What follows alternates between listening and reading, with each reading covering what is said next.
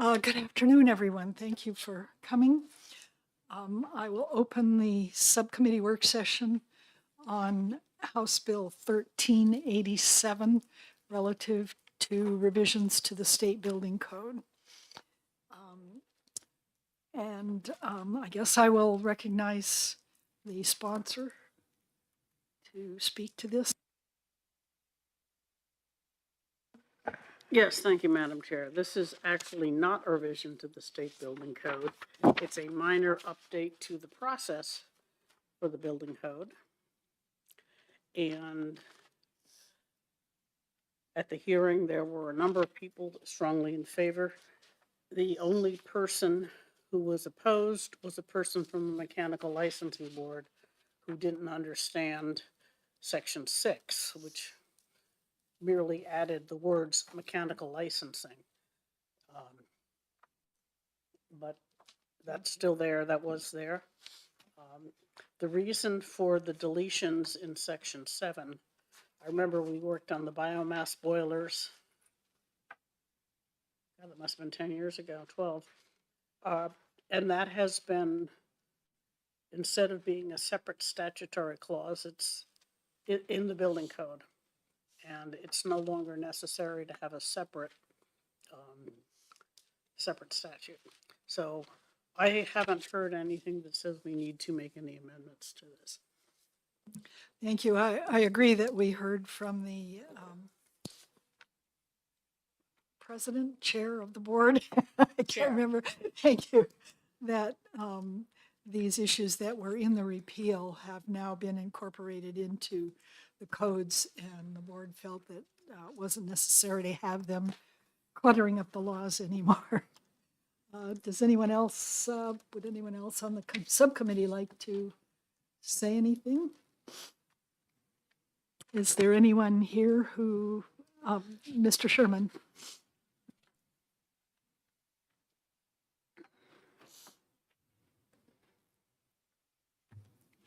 Thank you. Phil Sherman, the chair of the Building Code Review Board. We did have one minor amendment that we would request. On line 26, we originally were suggesting to delete the requirement that the model code be published for 2 years before we brought it forward. After consultation with some other interested parties, we'd like this code, which seems to be more it encompasses more fine details and just takes more time to digest it and go through it than some of the other codes. Gives them more time to understand it. In fact, we can't move much faster than a year anyway, because by the time we review it. So we would suggest that that 2 just be changed to a 1, but leave the wording the way it is. Okay. Would you care to create that amendment? Yes, the point is that when it's first issued, the codes tend to have some bugs, and we'd much rather have bigger, richer states find the bugs in the code than have us do it. So I might add, the only reason we were fiddling with this at all was to perhaps try and take some of the edge off of municipalities who want to adopt a later edition of the model codes. But given the ratification process, that can only go so fast anyway. So I don't know whether that side of things is as critical as it might be, but anyway. if the board review starts a year after the code is published, any really blatant errors should have been flushed out by then, I would hope. Okay, yes, I will get that amendment. Would the subcommittee be agreeable to that small change? Yes. Thank you, Mr. Sherman. Is there anyone else who wanted to speak on 1387?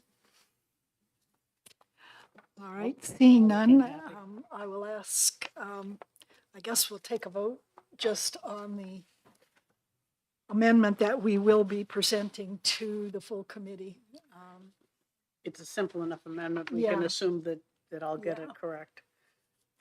All right, I think I'll just note that the subcommittee was agreeable to the amendment.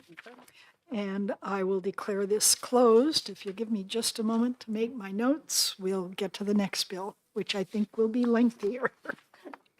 Most likely.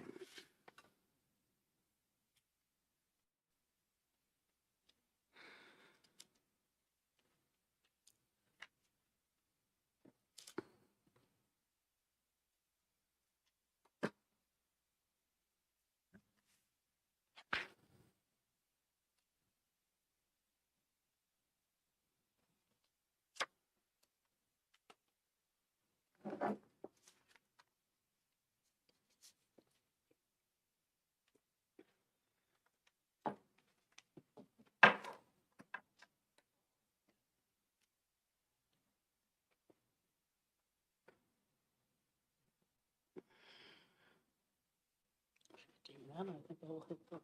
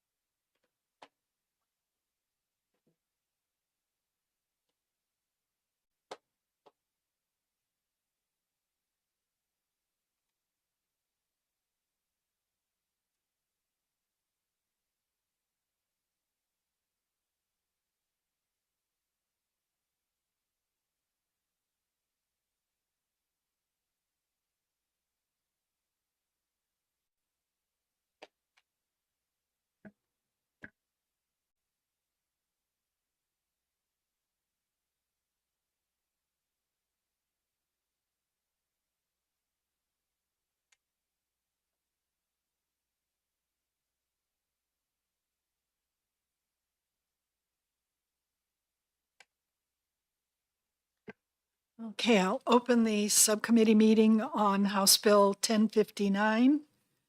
And this one actually is relative to the state building codes.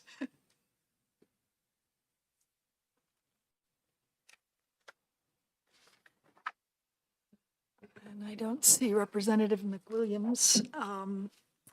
I will recognize the sponsor to speak to whatever you care to speak to on the bill. Okay. Thank you, Madam Chair. The update of the building code is something that we do regularly. And this bill, as written, was what was recommended by the Building Code Review Board. The decision on the energy code was not unanimous. And that's what Representative McWilliams had an amendment on that, due to confusion, I thought I was presenting, but it was actually she had it. But in any event, we should update the date of the board meeting for ratification of amendments, which is on line 9, right, and 10, because some amendments were adopted in January, actually. The question of the energy code is the only real issue as far as I can tell. There were some minor questions that some people had, but for the most part, the only issue is the update of the energy code. And that code is significantly different from the current code, and it is, well, it reduces energy use, it increases the cost of building commercial buildings and houses, and was there, I think that was why the Building Code Review Board rejected it. Thank you. So I will entertain a motion to adopt Amendment 0146, which is the one that just updates the dates so that we can start with that. Is there anyone who had an objection to just changing the dates that this would be ratified by? Seeing none. Second, I'll All approve. right.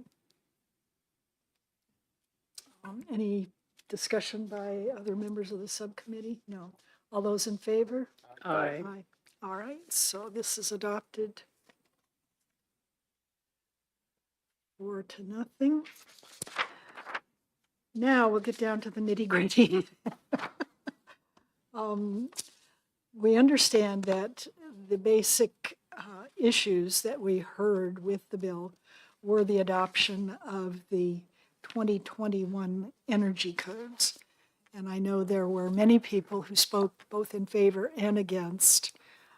I do not have privy to the pink cards that we used at the hearing, but I recognize several of the folks here who spoke for and against.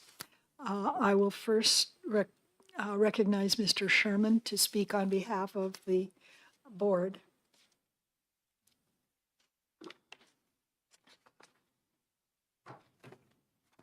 Thank you, Madam Chairman and members of the subcommittee. Are we talking only about the amendment, or are we talking about the entire bill at this point?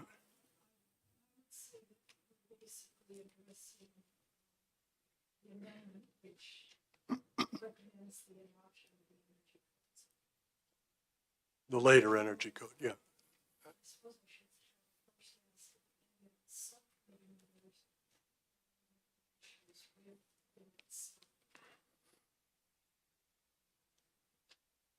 Just a quick question.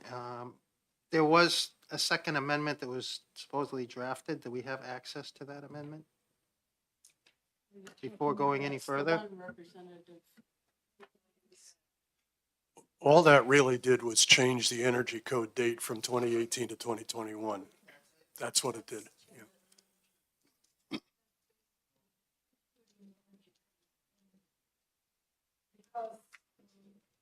It's includes the energy codes in the bill, Amendment 1055, which is the basis of the contention because the board actually did not vote to adopt those. Am I correct with that? Follow question of the chair. Mhm. We've adopted this amendment. We're not going to go into taking public testimony again that we already heard, are we? No, I would say not. I think it's not a bad idea, though, to just have perhaps one or two pro or con articulated.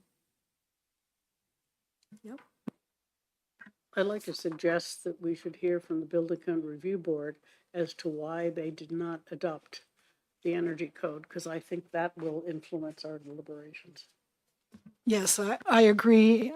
However, like I said, I think we should have at least one person who was opposed to the non-adoption speak. So, Mr. Sherman? Thank you. So the statement that the vote was not unanimous is true. The vote was 9-4, which is not unanimous, but it was also not very close. That came subsequent to numerous subcommittee meetings. We had several of our members, and unlike most of these committee meetings, it was the most open. There was a big table and everybody was sitting at that table. It was an informal discussion and everybody was heard that wanted to be heard many times. So working through that process through numerous meetings and then to the board with a public hearing and then our, slightly more formal a hearing on that. The decision was simply that the arguments against updating the energy code prevailed, again, with a vote of 9-4. It's hard to read the crystal ball with 17 people voting. There were a few less than that at that meeting as to why. But the discussions, I think, generally fell along the lines of upfront cost versus what I'll call societal benefits and payback downstream. And I think as you heard the testimony, and I'm getting my bills confused here because some of the same testimony was at multiple bills, one of the problems is that the money from the upfront cost does not go to the same person or come from the same person that the payback later comes from. So when we look at things all from affordable housing on up to industrial and university and every other kind of building, payback is fine, but it's only fine if you build the building. So there seems to be little dispute that the upfront cost increases. There's lots of dispute by how much. Everybody's got to study. But I think that was the general drift of the discussions. I'm also aware that the next jump, we're looking at the 2021 codes today. The 2024 energy code is held up at the national level with a bunch of appeals. But when that comes out, my understanding is that it will be a significant jump. The word net zero is floating around, and that has big connotations for building construction. So I believe, and I really hesitate to put words in somebody else's mouth, but I believe that there are those who are saying, watch out with this jump because the next jump becomes even bigger. But that, again, is my reading of a crystal ball that's a little bit cloudy. What I would hope, I just keep repeating this, so forgive me, is that both sides of this discussion remember that for 20-something years now, the state of New Hampshire has created, modified, improved a process to update the codes. If we crash the process, well, somebody holds out to get exactly what they want, we don't get anywhere. So there are some benefits to new codes that don't cost a lot of money. In fact, there are some permissive things. But staying up to date with some of this stuff is good in and of itself, just with technology and other things. So I would hope that somehow we find a way through this without bogging everything down and we don't get anything. So, thank you. Thank you. One of the issues that I heard over and over at the quite lengthy hearing on this subject was bringing these codes in for commercial rather than residential. And I'm wondering if there's any way that those two parts could be separated in an amendment. What would be your feeling on that? Let me outline, just in case everybody's not home reading these codes every night. The International Energy Conservation Code basically is two codes bound in a single book. There's one portion of that that applies to residential buildings up to 3 stories And the state of New Hampshire, through our amendments, has expanded that to all buildings up to 3 stories, offices, shops, whatever it may be. And there's a square footage limit on that. So smaller buildings can be built to those presumably relaxed residential standards. And then the other part of that we refer to as the commercial section just applies to everything else, so the larger stuff. So think about it with apartment buildings where at 3 stories you're in this code and at 4 stories you're in that code. The residential code, the International Residential Code, which in an idealized form is supposed to be a single place to go for building a house, 1 and 2 family dwellings, and most townhouses are built that way, has a chapter on energy, a series of chapters on energy, which basically mirror the residential portion of the commercial code. As far as I can tell, they are word for word the same. We have some amendments that get that a little bit out of sync, but the principle is there. So our proposal under the base bill is that we delete that chapter out of the residential code because the residential code is going to go to the 2021 edition. And that we simply say, go see the energy code, which would still be the 18 edition. Now, if we slice the energy code in half and we try and keep all the residential stuff, because 3-story apartments probably covers a very large fraction of apartment buildings. If we try and keep that all on 2018 and take the 2021, I suspect we would not want to copy over all that ink in an amendment, which means people would then have to go to 2 different books. Not the worst thing in the world. We do that with electrical now. We've taken that chapter out of the residential code and make them go look at the electrical code. So it's doable. There might be some groaning, but I think it's doable. And maybe that's what it takes to make this fly. I don't know.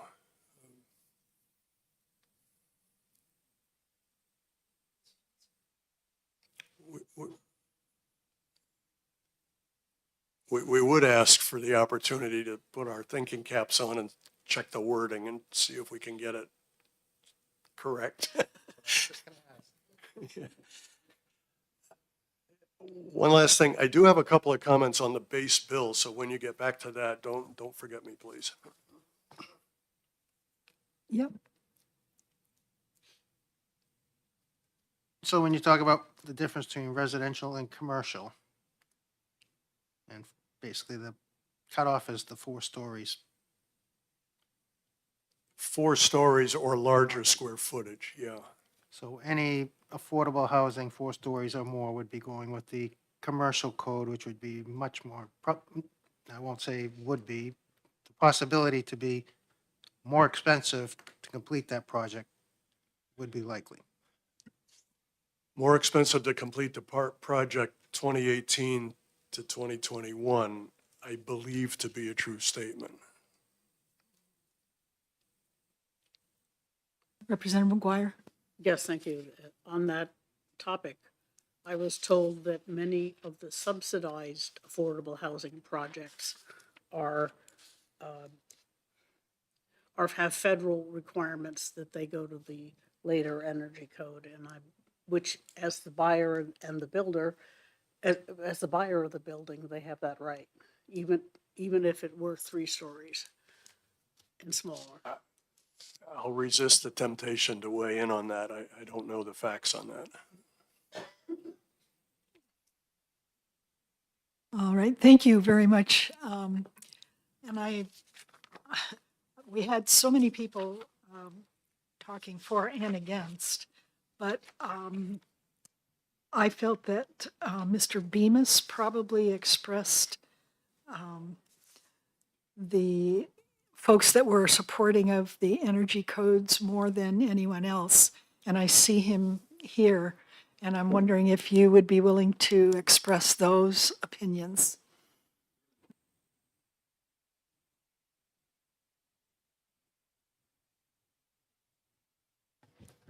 Thank you for having me and allowing me to testify. Paul Bemis, my background is energy-related activities. I'm a mechanical engineer, electrical engineer, and also have been involved with ASHRAE. I'm the chapter president for Granite State ASHRAE. ASHRAE is the organization that does the research behind the codes, so they're upfront, they lead with respect to the science and understanding the impact of these various codes. So the 2021 Energy Code focuses primarily on a couple of different issues. Insulation being a big one, particularly ceiling insulation, going to a higher level of R value in the ceiling, also the walls, and vapor barrier. So there's a number of reasons why this is very important, and I'll just start with energy efficiency. A lot of the heat we generate, predominantly through fossil fuels today, goes out the chimney. Generally, on an older system, that tends to be about 60% efficient, so you're losing about 40% of the energy. For each dollar you spend on energy, it goes right out the chimney, fossil fuel system. We are moving towards electrification through the use of heat pumps. A heat pump is a device that is much more efficient than that. For every unit of energy you put into a heat pump, you get 4 times the amount of heat moved by it. It doesn't generate heat, it just moves it. When you're cool inside, it brings heat from the outside in. And when you're hot inside, it takes heat and puts it back out. They are generally a factor of at least 4 times, as much as 12 times more efficient. However, in order to make them work effectively in our homes, the homes need to be well insulated and we need to have a proper vapor barrier. Both are addressed in the 2021 codes. This gets to an issue of human comfort. Human comfort is something that can be quantified. We know it when we feel it. Relative humidity, generally 40 to 60%. Below 40%, human health begins to degrade. We get colds quicker. This is because our upper respiratory system becomes more susceptible to airborne pathogens, and because the airborne pathogens float, because they're lighter, because they're drier, due to the low relative humidity. This is true for COVID-19, it's true for RSV, it's true for the common cold. So maintaining proper relative humidity in a building is extremely important to human health and human comfort. That's the vapor barrier. The vapor barrier is addressed in the 2021 code. Similarly, insulation is important to keep an even, what is called a thermal gradient, an even temperature in the room. Many of us in our homes or apartments that we live in know that there's a cold section near the window or a cold section in the house in the wintertime, and likewise it's a hot one, usually near the ceiling in the wintertime. Having proper insulation allows you to maintain an even thermal gradient throughout the home so the temperature remains the same. And that is a human comfort issue. So from an energy efficiency point of view, we're looking at the opportunity to improve our energy efficiency in these buildings by, as I said, a factor of from anywhere from 4 to 8 using heat pump kind of technology. However, to achieve the human comfort factor, you have to have proper insulation and proper vapor barrier. These are both addressed in the 2021 codes. It does cost a little more to do this, but you generally make up for that quickly during the operation of the building over its life cycle, which we hope to be in the range of 50 years. Generally, you make it back in a range of 4 to 5, maybe 6 years, depending upon the situation. Furthermore, the value of the home actually goes up. A recent study by Fannie Mae showing 2.7 on average % value increase on the home for energy efficiency. That number is even greater, it goes up to about 7% when comparing to an older piece of building stock.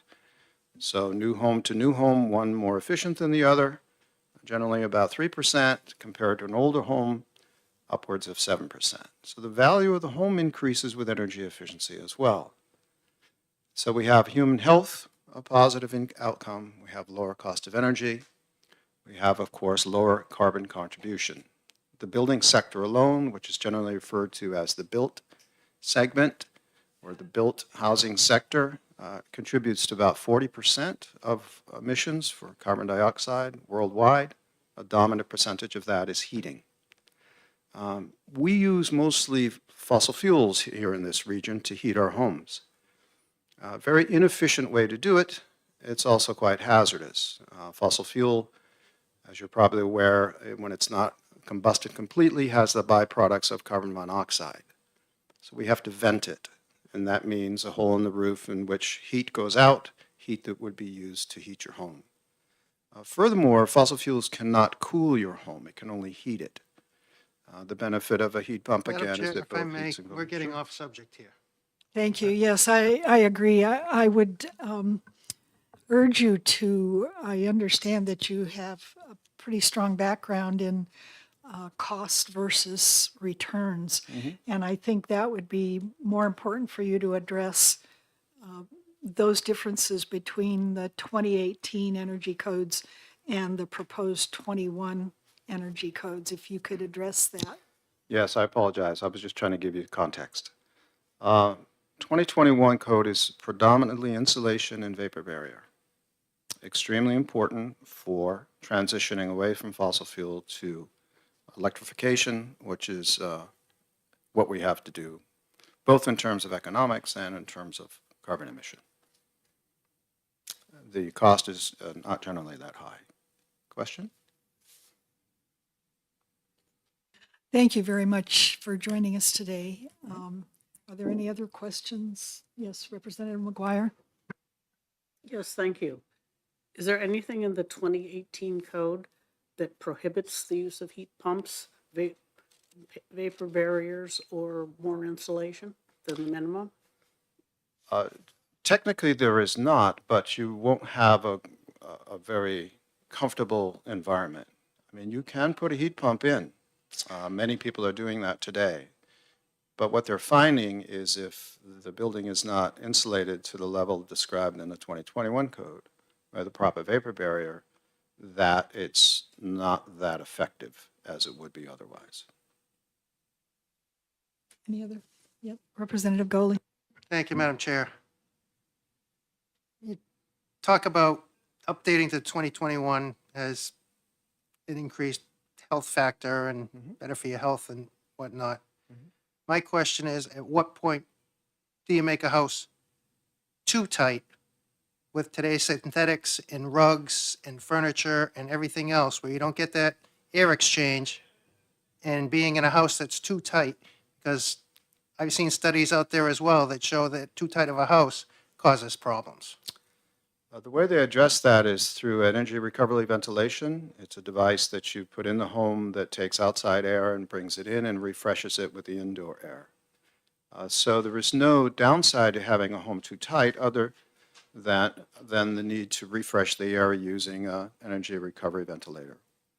Now, those are very efficient as well, but yes, that's how you do it. Follow up.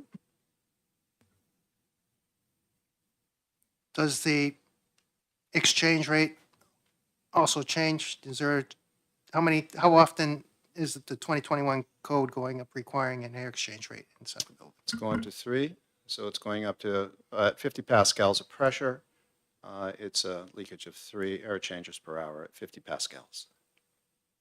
A little bit higher than was there in the 2018 code. So a tighter house, but fewer exchanges. Tighter house, don't confuse them. There's two components here. It's important to understand the difference. The way we test a home is we seal it and put a blower door on it, pressurize it to 50 pascals, and measure the amount of air leaking out of it. That's the first one. The second one is ventilation. How much air you're refreshing in the building in order to improve the oxygen content and reduce carbon dioxide and improve the health of the occupants. They are different. For air exchange rate, you want 3 to 5. That's generally what you're looking for in terms of exchange rate. For pressure testing, you want 3 or less. You want it to be low. Passive house, for example, is 0.6. So those buildings are extremely tight. The 2021 code isn't that tight. It's actually 3, under 50 pascals of pressure. So it's tighter than the 2018 code, but still leaking a bit. Thank you very much for your input. I appreciate you attending. Thank you for your time.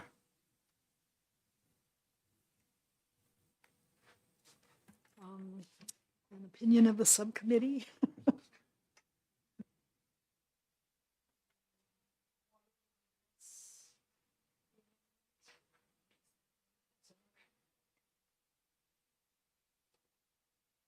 Okay, seeing no motion to adopt the energy amendment, I will entertain a motion to pass the bill with the amendment that we have adopted. So moved. And do I have a second? Second.